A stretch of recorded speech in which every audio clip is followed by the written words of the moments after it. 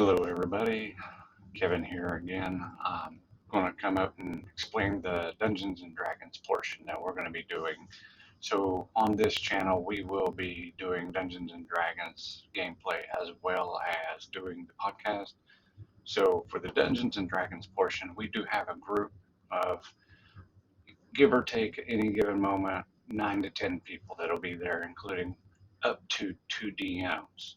Yes, that is correct. There will be up to 2 DMs that can be there at a single time, which will make it a little bit more interesting for the adventurers when there's 2 DMs creating the story at one time. It's been quite the adventure for us so far.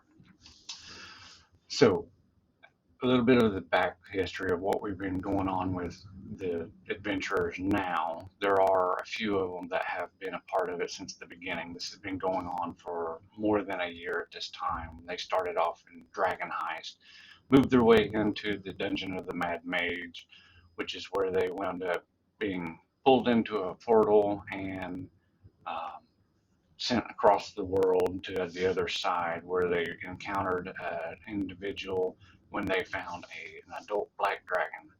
The adult black dragon was threatening the town of Farbin, and they met this individual named Kaimil.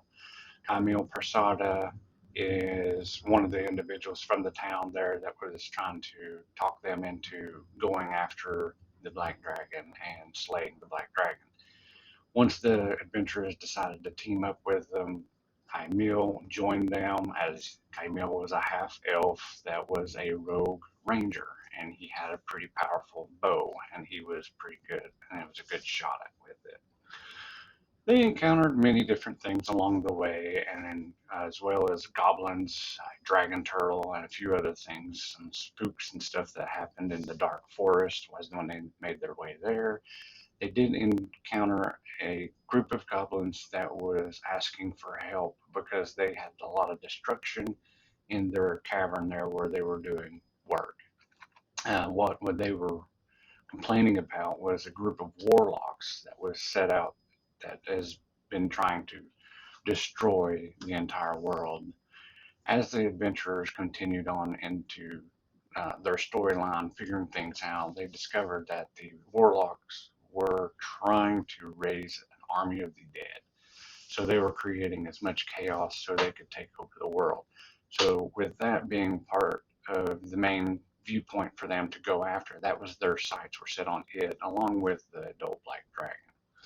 They did encounter an adult black dragon that was the one that they thought that they needed to attack. Then, as they actually survived that encounter, an ancient black dragon arrived.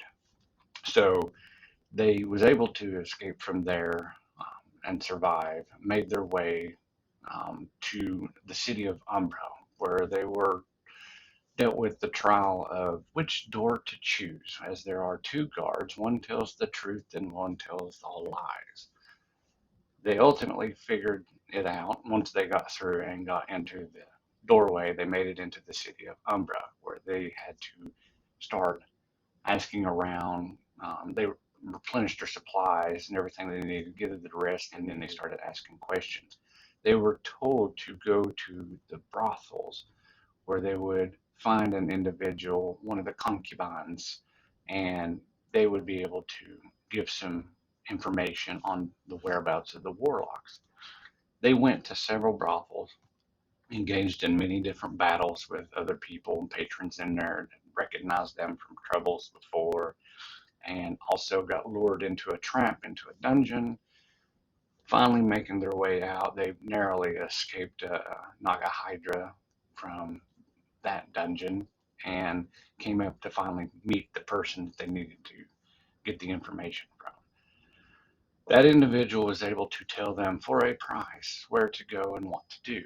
And they went to the prison. They had to find a specific brick. They had a specific code they had to write with a item called Wondrous Chalk, which would open up a portal that would take them directly to the warlock's hideout or lair, however you call it. So once they did that and they made it there and they was able to get into the lair, they discovered one warlock working with some books and casting some spells. they didn't jump straight into a combat, but they did initially get to that point. They didn't want to listen to them. The warlock gave them options, wasn't very threatening. The adventurers or heroes um, attacked the warlock because the warlock threatened them if they didn't accept it that they would kill them. So the battle ensued pretty quickly when four other warlocks arrived and they battled it out. It didn't take no time for the heroes to kill them. When they made their way back to Umbra, their guide, their trusted guide that they had become friends with, Kymil, started hysterically laughing. It was horrifying for them. They didn't understand what was happening and why he was laughing as they were walking. And he stopped, and they all stopped as they got to the big city of Umbra.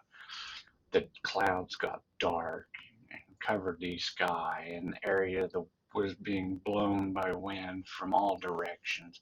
It was becoming a strong storm out of nowhere, from daylight to near destruction, and then finally a massive tornado formed. The tornado then came through and destroyed Umbra, killing everyone that was within it. Kymil laughing hysterically, and the group did not understand why he was. He started transforming, and he turned into the Mad Mage, who really quickly dispatched all the heroes uh, and made them unconscious.